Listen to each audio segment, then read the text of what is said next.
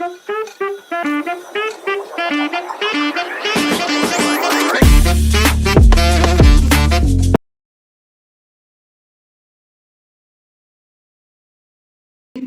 have our special guest, Honorable Civil Judge Prithvi Srivastava, sir. We welcome you, sir, on our platform. Thank you so much. Thank you so much, Rudra. And sir आज की इस conversation में Yes, yes. Interesting conversation में आपसे ढेर सारे सवाल पूछे जाएंगे Okay. जो हमारी ऑडियंस और हमारे लॉ स्टूडेंट्स और हमारी लॉ कम्युनिटी के लोग जानना चाहते होंगे कि मतलब सिविल जज की लाइफ कितनी इंटरेस्टिंग रहती है या क्या क्या चीज़ें होती हैं एक सिविल जज की लाइफ में। Sure, sure, sure. Yes sir. तो अपने फर्स्ट क्वेश्चन से हम लोग स्टार्ट करते हैं। Okay. सर सबसे पहले तो आप हमें अपनी इनिशियल लाइफ के बारे में बताइए। जैसे कि सर हमें पता है कि आपके पिताजी भी सेशन जज थे, तो Yeah. आपके पिताजी के सेशन जज होने का आपकी लाइफ पर क्या इम्पैक्ट रहा? It's like फादर मेरे बिहार जुडिशरी में थे और उन्होंने स्टेट फ्रॉम सिविल जज टू डिस्ट्रिक्ट जज तक का जर्नी किया। तो उसमें क्या हुआ कि कई बार ट्रांसफरेबल जॉब होने के कारण मुझे कई कई अलग अलग डिस्ट्रिक्ट्स में रहने का मौका मिला। और साथ ही साथ चूंकि फादर थे तो लाइक एक you can say it as an inspiration और like motivational sort of thing. तो वहां से कहीं ना कहीं एक स्पार्क आया मुझे कि मैं भी लॉ करूं और I should serve the society as a judicial officer और लाइक एन एडवोकेट। सो वहां से एक मुझे एक आइडिया मिला स्टार्टिंग में। सर जैसा कि सर आपके फादर भी सर जज थे, तो या सर आप एक ऑर्डिनरी फादर और सर एक जज जो होते हैं फादर होने में सर आपको क्या डिफरेंस फील हुआ या आपकी लाइफ में सर क्या डिफरेंट क्या रहा अदर बच्चों से? ऐसा नहीं है कि like if you are belonging to that kind of family so then only you are having that much of resources। हर एक के फादर का जो भी है वो काफी वैल्यूबल है। फादर सभी के लिए वैल्यूबल होते हैं इररिस्पेक्टिव ऑफ उनका पोस्ट क्या है। बट यस प्रोफेशनली कहीं ना कहीं एक घर का माहौल होता है वैसा, तो आपको एक you can say it as a bonus तो मिलता ही है जिससे आप चीजों को अच्छे से समझ सकें। और ये यहाँ तक है बेनिफिट इसका। Yes sir. सर जैसा सर एक और क्वेश्चन सर आपके फादर से रिलेटेड है। सर जैसे हर एक फादर अपने बच्चों को सिखाता है कि बेटा ये काम ऐसे करना, बेटा ये काम वो वैसे करना।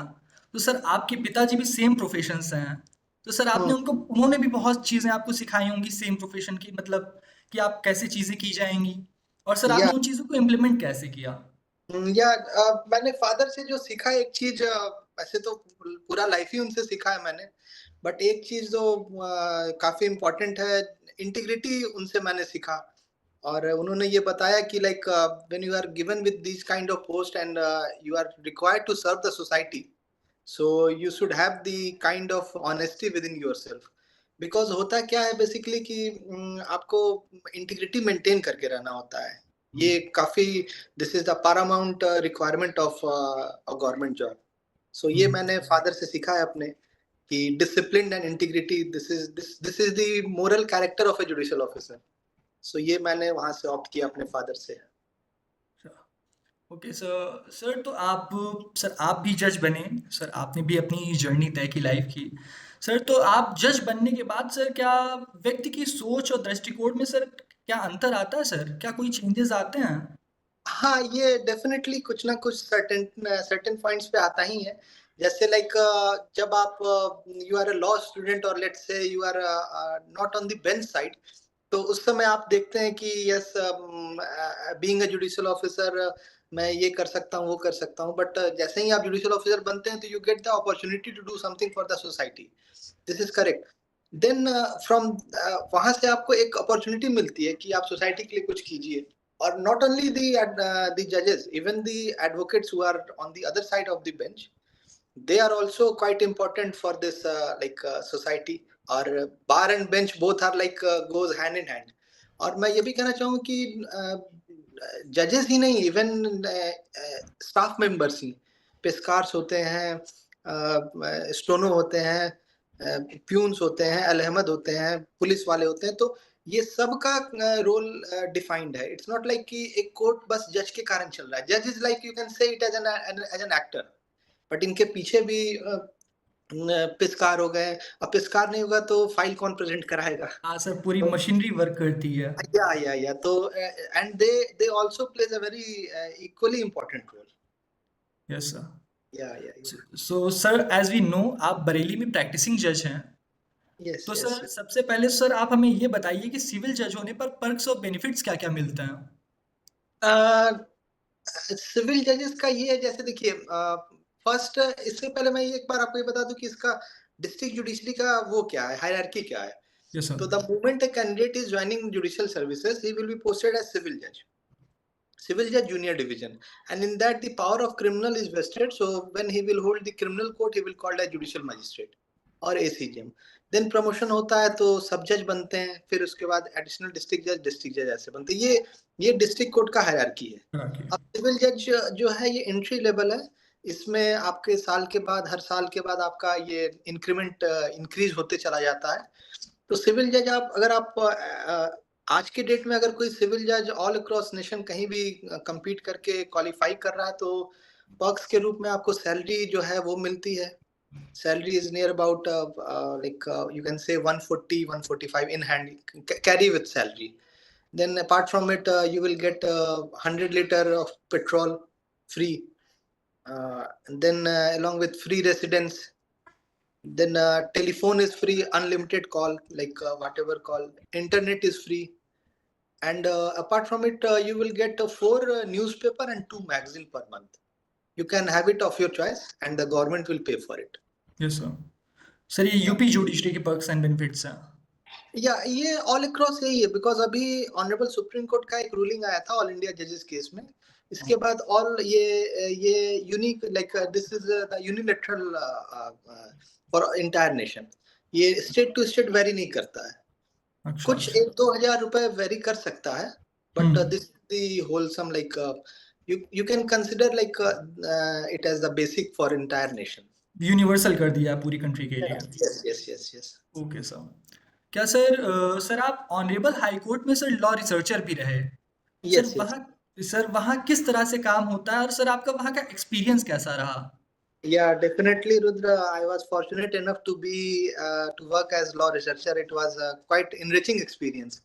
वहाँ पे बेसिकली क्या है कि मैं ये रिकमेंड करूँगा आपके इससे पॉडकास्ट के थ्रू कि जो भी लॉ ग्रेजुएट है स्टार्टिंग में ही और she should go for this because इससे क्या होता है कि you are in direct touch with the honourable lordships और you must know that the honorable lordship of any particular high court or let it be of honorable apex court, they are it's worth if you are reading with 100 books and you just listen a honorable justice, so both are on the similar footing.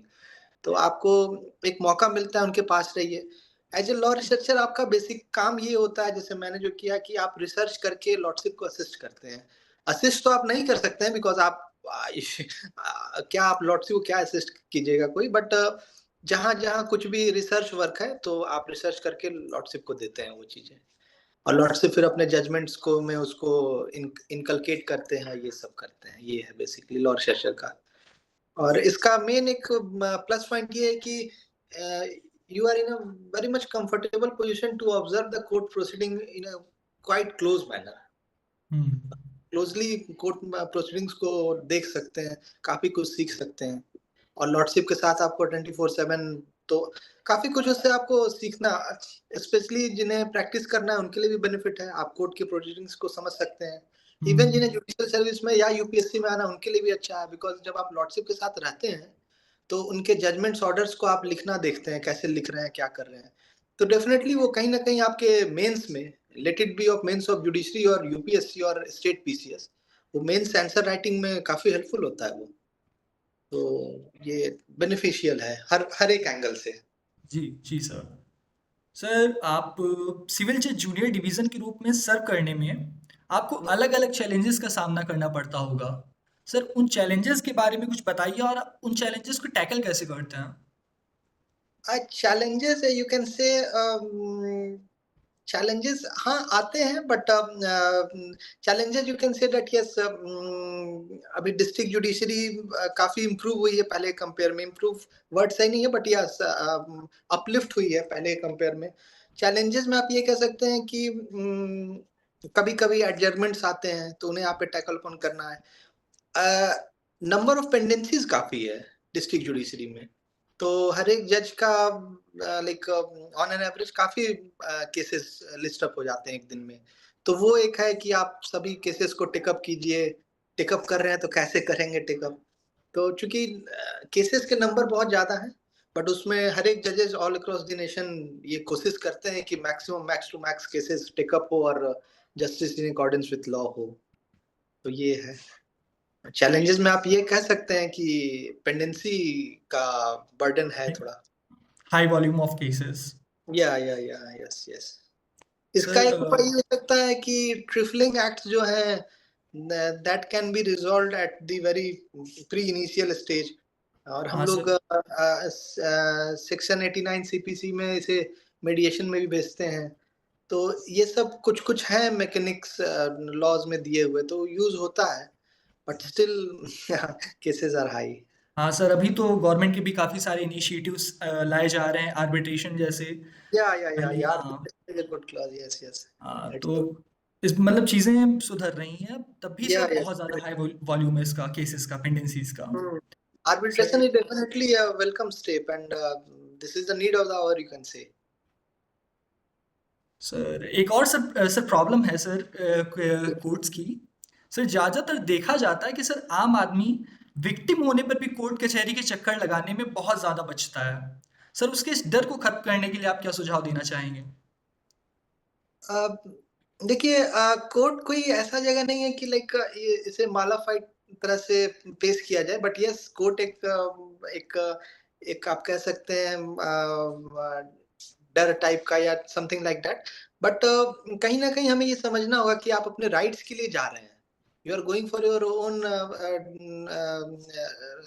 Things which you are suppose to get it by virtue of Indian constitution. तो इसमें अगर education हो, ये जैसे paralegal volunteer का काम है, अगर लोगों को खासकर जो basically with having full regard and wisdom, जो खासकर जो रूरल एरिया में, उन्हें अगर एजुकेट किया जाए कि नहीं कोर्ट भी एक जगह है, आप जाइए। लाइक जैसे होता है ना कि आप हॉस्पिटल और कोर्ट, ये दो जगह जाने से लोग डरते हैं, बट ऐसा डरने की बात नहीं, because ultimately there you will get positive things, आपके फेवर में ही काम होगा, मतलब ऐसा है। हाँ, अब ये है कि थोड़ा टाइम टेकिंग है, तो इसका यही मैंने बताया, पेंडेंसी के कारण एक one of the major factor है ये। तो हाँ सर। कोर्ट। जी। और सर प्रोसीडिंग्स भी काफ़ी लंबी चलती हैं सिविल्स की। हाँ, सिविल्स की प्रोसीडिंग्स, बट अब तो काफी उसमें ऑनरेबल सुप्रीम कोर्ट के टाइम टू टाइम रूलिंग्स आते रहते हैं। सलीम मर्चेंट 2002 वाला केस और तमाम ऐसे रूलिंग्स हैं, गाइडलाइंस हैं ऑनरेबल हाई कोर्ट्स के, जिससे अब कोशिश किया जाता है। अब एक सिविल सूट हार्डली 3 साढ़े 3 साल में it get decided on an hmm. Average, I am saying. तो अब ठीक है कंडीशन कुछ। हाँ सर। सर आपके अभी तक के करियर में सर आपको कोई ऐसा केस याद आता है जिसने आपको बहुत गहराई से प्रभावित किया हो? हाँ, ये मैं जब अभी जुडिशियल मजिस्ट्रेट था, तो वहाँ पे एक पीड़िता आई थी। Yeah am I audible? Yes sir, you are audible properly. Yeah तो अभी सिविल जज के पहले मैं जुडिशियल मजिस्ट्रेट था। कोर्ट चेंज होते रहते हैं, कभी आप सिविल में रहिएगा, कभी क्रिमिनल में रहिएगा। तो ये क्रिमिनल इंस्टेंस का है। मैं जुडिशियल मजिस्ट्रेट था, तो वहाँ एक मदर एंड सन दो आए, और उनका एफआईआर दर्ज नहीं हो रहा था, वो काफी परेशान थे। तो फिर मैंने 156(3) सीआरपीसी के प्रोविजन से एफआईआर का आदेश किया। तो the moment I pass the order, they started crying in the court room itself. तो वो मुझे लगा कि मतलब that was the necessity, and they were like run from here to there, and they were just running their shoes without any result. तो उन्हें एक जब वो एफआईआर का आदेश हुआ, जो उन्हें सता रहे थे लोग, तो उन्हें एक सेटिस्फेक्शन मिला, और दोनों फादर मदर एंड सन दोनों वहीं रोने लगे कोर्ट रूम में। और उससे आपको कहीं ना कहीं एक प्राइमा फेसी लगा कि यह सच्चाई है। अब क्या है क्या नहीं, वो तो इन्वेस्टिगेशन के बाद क्लियर होगा, बट वो मुझे एक सीन याद है। सिविल में भी इंस्टेंस है ऐसा कि कभी कभी जैसे होता है ना अनएक्सपेक्टेड, अगर जजेस अगर फाइल में जाते हैं तो कुछ अनएक्सपेक्टेड निकलता है। तो इसमें भी एक काफी एजेड एक व्यक्ति थे, करीब इन ही वाज इन हिज 85, और like you can say above 80। तो जब मैंने ऑर्डर उनके फेवर में किया, no, it was a judgment, proper judgment. So वो काफ़ी खुश हुए, और and he started like, no, God will praise you and all that. So it was fulfilling and satisfying moment for me. Yes sir. Sir sir आपके लिए sir एक next question है sir. एक बच्चा जैसे ही एलएलबी में एडमिशन लेता है तो उसके दोस्त या परिवार वाले उससे लीगल एडवाइस मांगना शुरू कर देते हैं। तो सर आपने भी एलएलबी पास किया फिर जज बने। सर आपसे भी सर ऐसे क्वेश्चंस पूछे जाते रहे होंगे। आप कैसे आंसर करते थे और अब कैसे आंसर करते हैं? ये तो है, जब मैं जुडिशियल ऑफिसर नहीं था या फिर लॉ रिसर्चर का नहीं था, जब मैं like I was studying in college, लोग पूछते थे, उस समय मेरा अप्रोच कुछ अलग रहता था। और इसमें मुझे अब लगता है कि मेरी गलती भी नहीं थी, because I was not exposed to like the practical knowledge. So जब मैं इधर जब सर्विस में आया मैं, तो मुझे समझ में आया कि जो जो भी मैकेनिज़्म है, जैसे यू से प्रिज़न हो गया, district jail authority, district courts हो गए, even honourable high court, honourable supreme court, तो यहाँ पे बर्डन बहुत है काम का। तो फिर मैं प्रैक्टिकल एस्पेक्ट को देखते हुए अब सुझाव देता हूँ कि ये तो आपका राइट है, कॉन्स्टिट्यूशन ये बोल रहा है, but still there are some like some condition which are ought to be followed. तो थोड़ा-सा ये तो है कि हाँ, राय जो पहले हुआ करते थे मेरे, जब मैं like I was not exposed to this legal concept in a practical manner, तो उस समय थोड़ा-सा मेरे बुक ओरिएंटेड हुआ करते थे, थ्योरेटिकल हुआ करते थे, कि no, this ruling says in honourable apex court, in this ruling said that you are having this right, you just go. You are deemed to have that, you are having full authority. But अब with having full respect and regard to all the authorities, अब practicality में अब मैं जैसे किसी को सुझाव देता हूँ तो practicality के साथ देता हूँ, ये एक यस सर, काफ़ी चैलेंजेस फेस करने पड़ते हैं। या सर सर आपके पास कोर्ट में आए सर किसी अजीबो-गरीब या किसी ऐसे मज़ेदार किस्से के बारे में बताइए, सर जिसे सोचकर आप आज भी मुस्कुरा देते हैं। ऐसा तो मजेदार तो खैर डेली, अब ये कोर्ट ऐसा है कि कुछ ना कुछ डेली होते रहता है। एक बार मैं रिस्पेक्टेड डिस्ट्रिक्ट जज सर के यहाँ बैठा था, तो वहाँ से न्यू ईयर था, शायद से न्यू ईयर था, तो हम लोग वहाँ बैठे थे, तो कुछ बैंक के ऑफिसर्स आए थे, तो डिस्ट्रिक्ट जज सर ने बोला कि ठीक है, आप इनके साथ इनके चैम्बर में जाइए। मैं उस समय क्रिमिनल में था, जेएम था, तो मैं जैसे ही चैम्बर पहुँचा तो वहाँ पे रिमांड होता है, रिमांड पुलिस वाले लेने आते हैं 24 आवर्स के अंदर। अब संयोग से वहाँ उस दिन इतना क्राइम हो रखा था, 1st ऑफ जनवरी को, 2nd को आए थे, तो बहुत सारा रिमांड था। करीब 20-25 रिमांड, करीब 50 पुलिस वाले, पच 40-50 एक्यूज़ खड़े हैं। तो वो जो बैंक के ऑफिसर देखे तो बोले कि अरे sir, how you tackle this? बड़ा सरप्राइजिंग उनको लगा। तो वो मुझे लगता है थोड़ा यूनिक कि अब उनके साथ मैं आया और इस तरह का भीड़ था, तो उन्हें बड़ा यूनिक लगा कि अरे! मैं जिसके साथ अभी आया हूँ, तो वो बैंक वाले जब देखे तो उन्हें बड़ा वो न वैसा लगा कि अरे! ये कैसे मैनेज कर रहे हैं ये? तो वो मुझसे पूछे कि सर, आप ये with with all like respect and due regard, sir आप you are hardly in your early like 30s, तो आप कैसे मैनेज करते हैं ये? मुझे देख के ही डर लग रहा है, ऐसा मतलब इतने सारे पुलिस वाले, कोई इधर साइन करा रहा है, इतने सारे पकड़ के आए, एक के पैर में गोली लगा हुआ है, वो आ रहा है यहाँ पे। तो वो मुझे थोड़ा यूनिक लगा कि वो मेरे साथ थ्रू आउट आए थे, रास्ते में बात करते, फिर वो देखे ऐसा, तो वो थोड़ा-सा यूनिक था मेरे लिए। सर सर क्या जज बनने से पहले आपने सोचा था कि जज बनने के बाद आपका दिन कैसा गुजरेगा? और सर आप असलियत में फ़र्क क्या महसूस करते हैं? ये तो है कि लॉ कंप्लीट होने के बाद मैंने किया जुडिशरी के लिए कोशिश। तो उस समय लगता था कि वो तो एक माइंड में रहता ही, किस तरह का रहेगा, क्या रहेगा। But once I joined this, तो इसमें ये है कि काफ़ी हेक्टिक रहता है। ऐसे कहने के लिए कि इट्स लाइक 10 टू 5, बट आपको आके फाइल्स पढ़नी है, रिकॉर्ड्स पढ़ने हैं, तभी आप कोर्ट को प्रिसाइड कर पाइएगा नेक्स्ट डे। एक आध दिन like you can switch like एक आध दिन आप like you can glitch with, but regularly if you are not studying with the files and records, then definitely it will create hurdle in the courtroom the very next day. तो ये है कि occupy किए रहता है। जैसे अब कोई फ़ाइल आपने सुना सिविल का, तो आप घर आके नहीं पढ़िएगा तो it is little bit difficult. फिर वो बट ऐसा नहीं है कि आपको लाइफ़ टाइम पढ़ना है। अब चूँकि करीब तकरीबन 5 साल हो गया जुडिशरी में, तो समय के साथ समय आपका कम हो जाता है। जो आपको फ़ाइल पढ़ने में स्टार्टिंग में सर्विस में आप आइएगा तो अ, 1 दिन लग जाता है, 3-4 घंटे रात में लग जाते हैं। तो वो अब with due course of time आप उसे सम अप कर जाते हैं 15-20 मिनट में, समझ जाते हैं, मोटी-मोटी चीज़ों को क्या है। क्योंकि वही काम आप कर रहे हैं डेली, तो you get that idea. Sir एक क्यूरोसिटी मेरे मन में और आ रही थी, जैसा कि भैया लोगों से सुना हुआ है कि सर जो ऑनरेबल जज लोग होते हैं, सर सिविल जजेस, सर वो लोग रात में आंखों में घी डालकर पढ़ते हैं, सर फाइल्स पढ़ते हैं आंखों में घी डालकर। तो सर ये कहाँ तक सही है?